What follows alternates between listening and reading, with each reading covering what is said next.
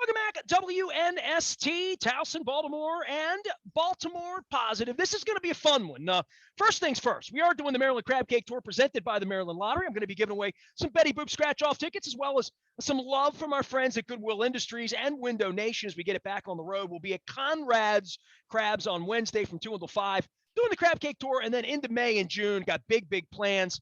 Be announcing that week after next. I'll have all of that stuff together for everyone. We got an announcement on Friday. You talk about news dumps. I'm a soccer guy from way back. I've invited some old soccer guests back on here, and I don't know the last time I had Steve Goff on may have been over a decade ago. I think I met him on a pitch with John Harkes when John Harkes was still playing and the Maryland Bays were in the USILS. I don't know what it was. But I love soccer, and when we start talking about World Cup in my town, combined bids, DC and Baltimore don't combine on anything. I felt like we're going to dedicate a little bit of time to this week, even though we have the NFL draft around. Steve Goff has covered soccer for the Washington Post since before I got to the Baltimore Sun, going on almost 37 years now. I love the fact that early on, he squatted out on Twitter and became soccer insider all over the world on Twitter, at least until this other guy buys it. We welcome him back on from the Washington Post to talk all things Baltimore and Washington together, huh? Kind of weird, Steve, huh? We're a little weird, right? Yeah, crazy but necessary is the only way it's going to work. Well, run me through this, because the Baltimore in me, and I'll give you a little background. I went to the '06 World Cup in Germany. I spent a lot of time in Amsterdam, Germany, in Switzerland, and I saw all the parties in Amsterdam where there was no World Cup, in Switzerland where there was no World Cup, but where hundreds of thousands of people were gathering in public squares to turn outdoor spaces into giant sports bars. And I came back to Baltimore, and I saw the basin of the Inner Harbor, and this was where I lived in 2006, and looking out and thinking, barges and seats on Federal Hill. Festival might work, right? This is fascinating that 16 years later that we're now at this point where we have a World Cup coming to America. It's real. And somehow DC's stadium is being considered subpar. And I've heard, at least over the weekend, this is a little bit of an act of desperation for DC. I don't know, but if it gets games in Baltimore and we get to be one of the 10, I'm going to be very, very elated for my city, even for the people here who don't understand what a BFD it is. Yeah, no, Washington would be a slam dunk, as every nation's capital is hosting for a country that's hosting a World Cup. But FedEx Field just isn't good enough. It doesn't, FIFA wasn't impressed during their inspection tour last fall. They want Washington to be part of the World Cup to some extent. But the stadium's it's not very good. It's not going to get any better. The NFL team is not going to pour any more money into it for the purposes of World Cup, because they're looking to build a new stadium. So the next best solution was to play the games in Baltimore and make it like a capital region bid. This was suggested by FIFA and by U.S. soccer officials.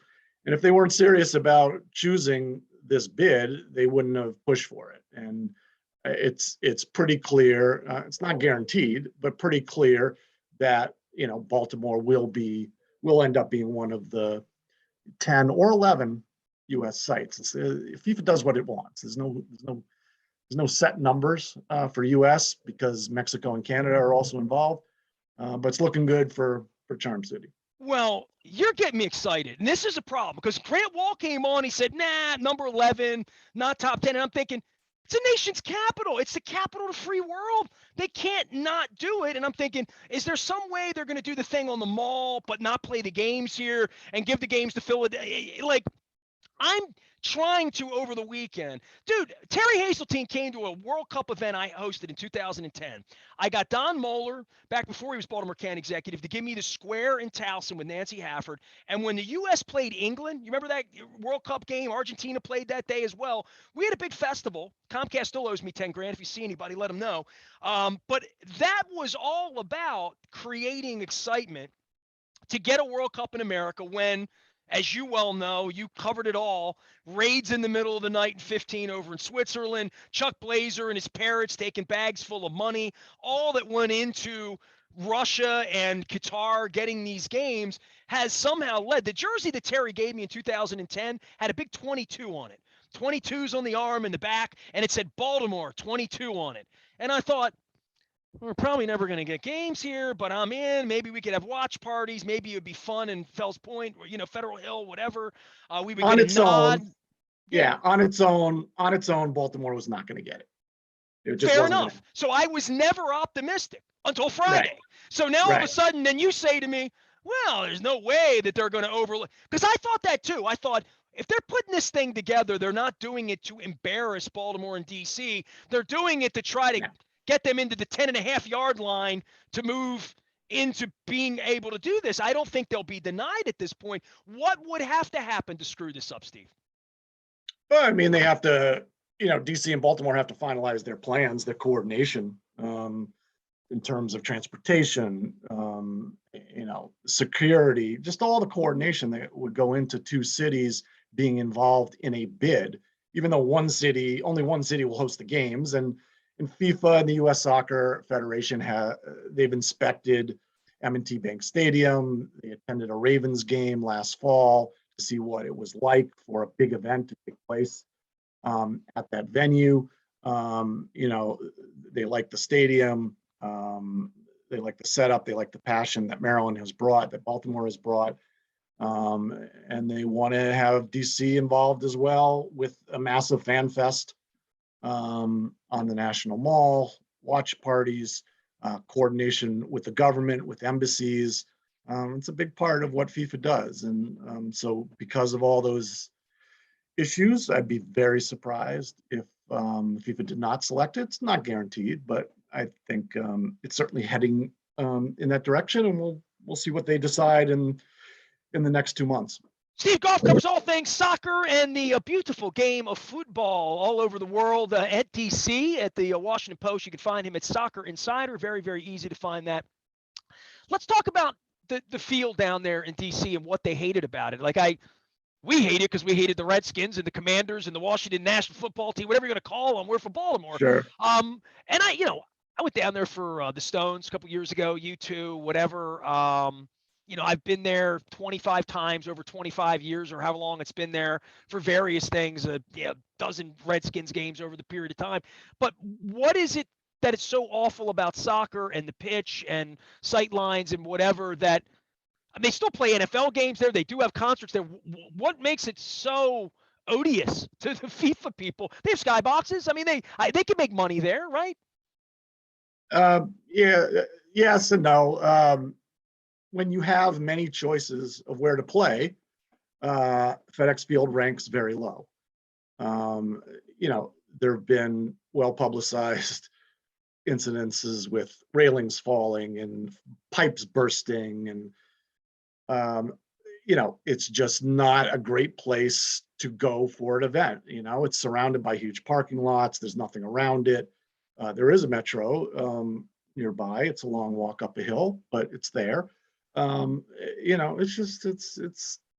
got better options to play. And like I said, the money the team's going to put into it is specifically for their NFL purposes, for their fan experiences. They're not going to pour a lot of money into the place since they're leaving around the time a World Cup would be coming.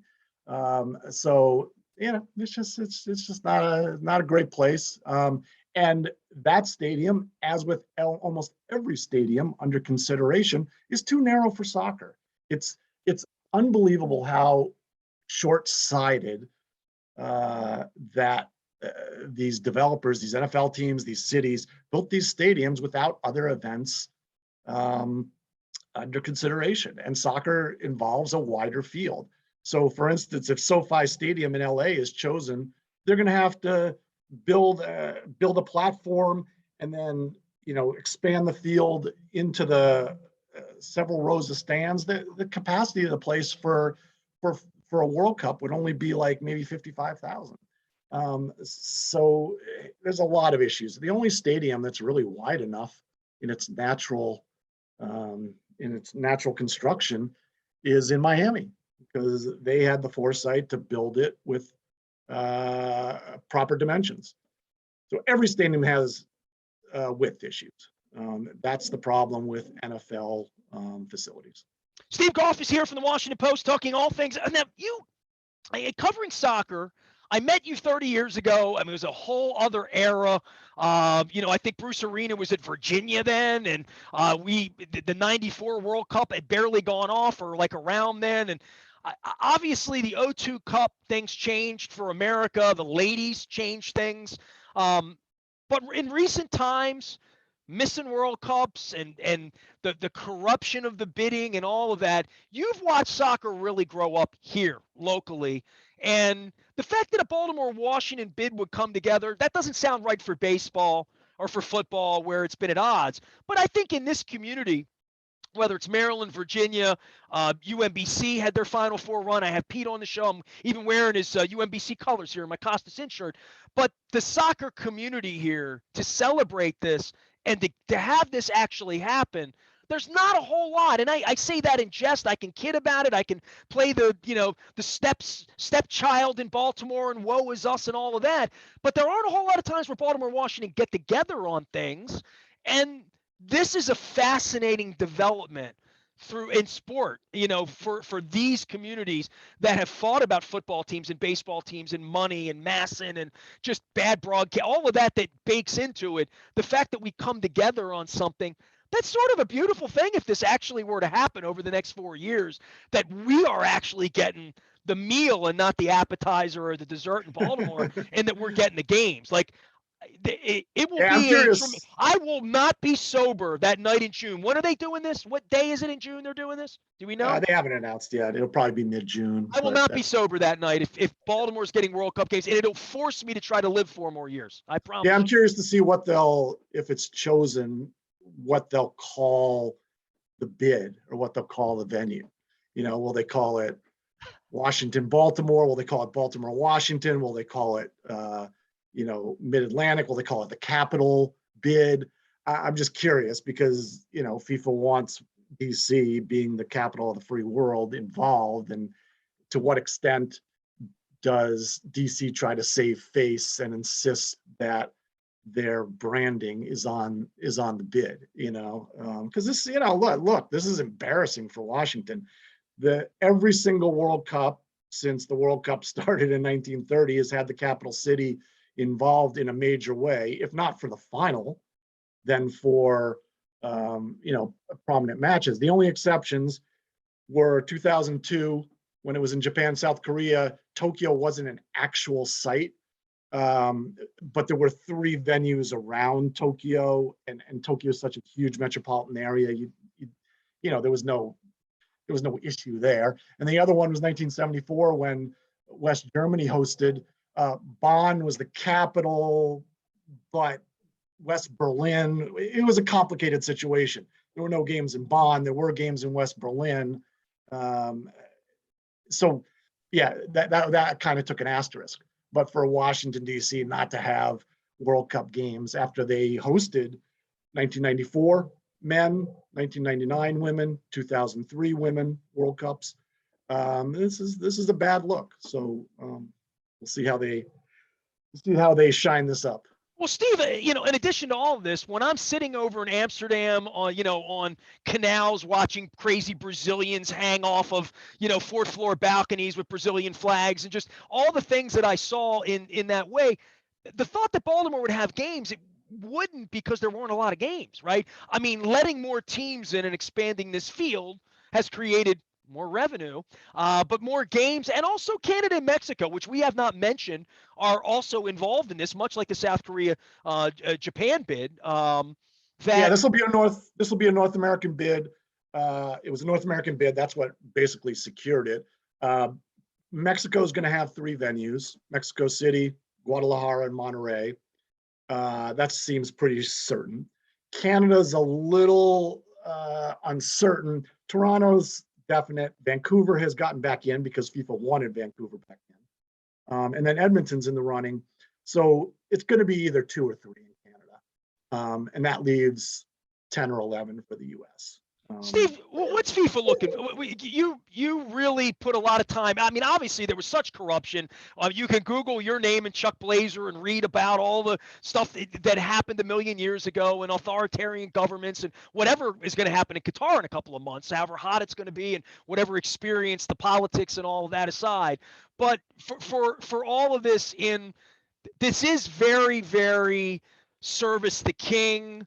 They don't pay taxes. They set up little fiefdoms and take the money. Hundreds of millions, if not billions of dollars will be generated. I don't know where the shell game of who actually gets that money or where that all goes, but money will be generated. At least for my purposes and my excitement here at this point, I feel like hotels will be full in Baltimore, things will be happening. It'll be one giant 1 month party that people here have no concept of what it could be like and what it will be like if this actually happens and the Germans or the Brazilians or the Argentines play a game or two or three or five here.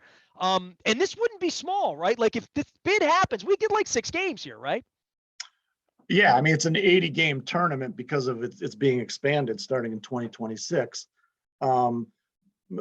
There's more teams, there's 48 teams instead of 32, which really waters down the tournament.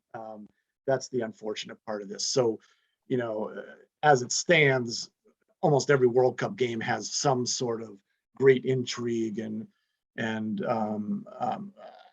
attention brought to it. With a broader tournament, you're going to get some games that aren't the most appealing. They're going to look a little more like Azerbaijan did the other night, kind of like that. Yeah, I don't know about that, but it would be, you'd get some games that wouldn't necessarily draw. I mean, all these games are going to sell out, or most of them are going to sell out, but. Is this my chance to take a cheap shot? Maybe it allows the Italians to get in. Yeah, I mean, look, hey, the Italians have missed 2 in a row. The Italians haven't won a knockout game at the World Cup since they won the World Cup title in 2006. It's so when we're comparing apples and oranges a little bit, certainly because the competition's different.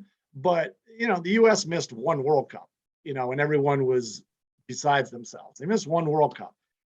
It was bad. It was embarrassing, but it was 1 World Cup. It was a hiccup. It was an anomaly. And now they're back in. Italy's missed 2 in a row.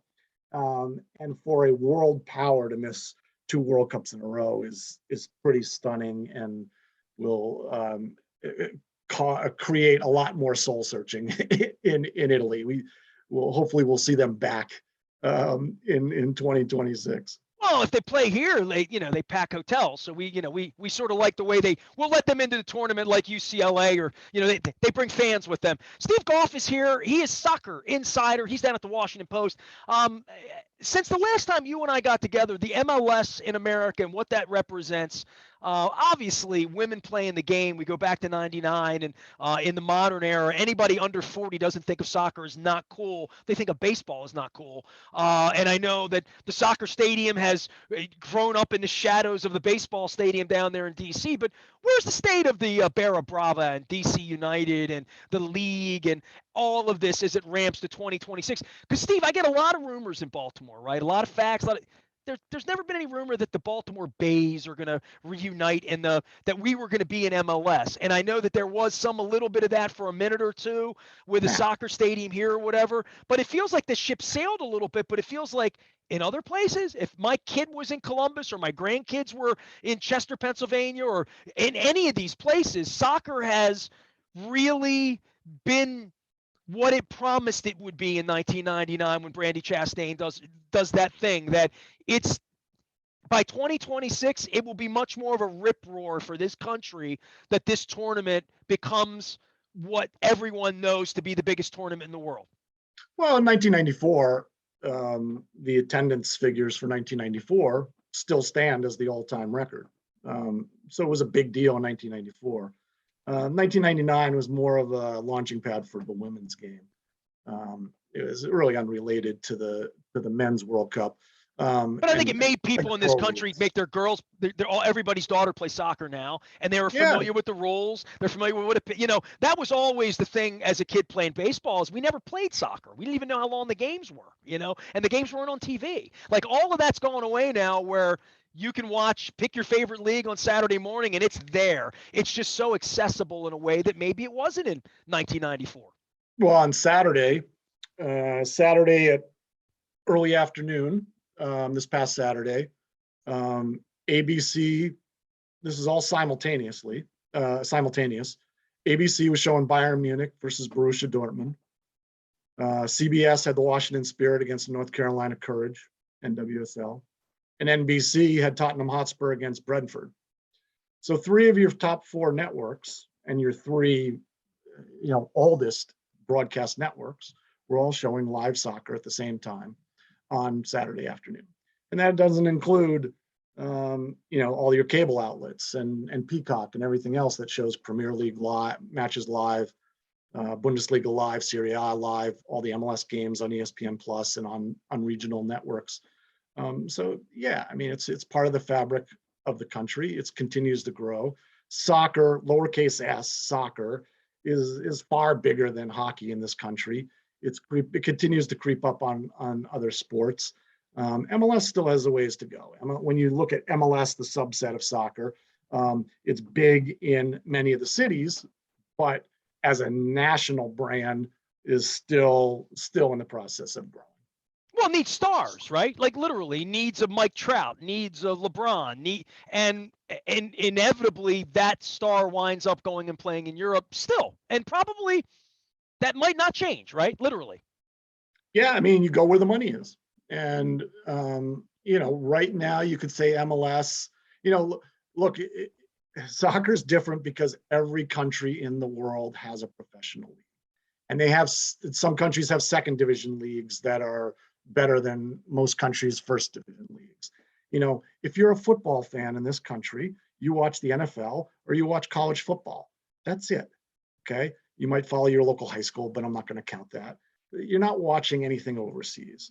If you're a basketball fan, you're watching the NBA or you're watching college basketball. That's it. Soccer, you have the choice of, in America, right now, MLS is the 4th most popular league in this country in terms of viewing, behind Champions League, behind the Premier League, and behind Liga MX, the Mexican league. So you have all these choices of things to watch. And MLS is competing against that. And, as long as there are products out there with greater history and greater talent and greater exposure, it's always going to be in a fight. It's a unique challenge to soccer.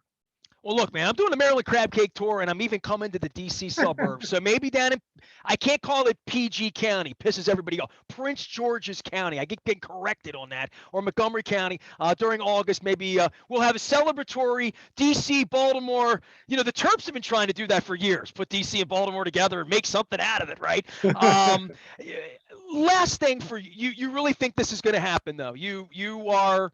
Tell my audience, my soccer audience, that should I send Pete Caringi a text right now and say this is in the bag? It's the most unbelievable thing, or should I be? Because we got about 7 weeks of intrigue here, right? This is going to be something in June that there's going to be a moment. Is it literally a televised, pull it out kind of thing, or is it a press release? I don't know. I need to know. Yeah, they've thrown us around some ideas. There was the thought of maybe having a big splash in Las Vegas.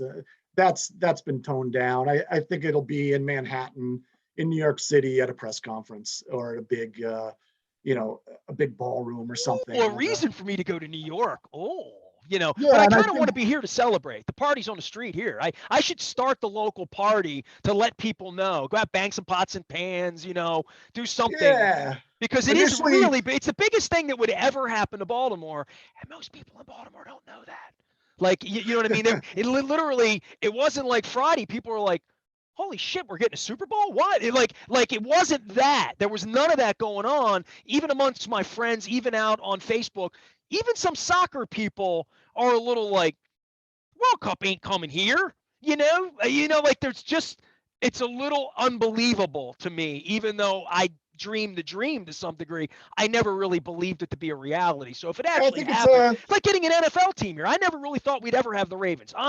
You probably didn't either, that we were ever going to get a team here. Right. I think there's a very good chance. It's not a slam dunk, but the fact that FIFA and U.S. Soccer has been pushing for this joint bid is a very good sign. And the fact that Washington, D.C., like I said, being the capital, FIFA wants that to be part of the World Cup. And without games nearby, it would come across as kind of artificial and funny just to have games being televised on the mall. I just don't think that really resonates. But if you have games 35 miles up the road and make it a regional bid, I think it happens. So we'll see. We'll see. Steve, I appreciate you, man. Thanks for coming on and getting my hopes way, way, way up now. I mean, I'm out picking champagne here. I've got to figure out how I'm going to celebrate if this were to happen. But the best part is for a Baltimore guy and a loudmouth like me to say, we always knew you'd need us. They need the stadium. There's no doubt about that. FedEx Field just doesn't cut it. Man, I feel like singing Anne Murray's "You Needed Me" right now or something. Yeah, hey. Man, it's looking good, but certainly not certain. All right. Well, it's like everything else. Certainly exactly. Uncertain in our time. Steve Goff covers all things soccer and the beautiful game down in Washington, D.C. at the Washington Post. You can follow him at Soccer Insider out on Twitter. Thanks for making time. Thanks for having a good sense of humor. I love all the scarves behind you there. You collecting them, huh? Yeah, man, all over the world. Well, that's the beauty of soccer, right? Everywhere you are, there's somebody kicking a soccer ball, right? Absolutely. Yep. Peace, man. I appreciate you. Steve Goff, one of the best, been doing it since 1985 at the Washington Post, about as long as I've been doing radio, 31 years, and Ad 6. And somewhere out there, I'll find the story that I wrote that day about John Harkes when I was in his company. I am Nestor. We are WNST, AM 1570, Towson, Baltimore, and we never stop talking. Baltimore, positive.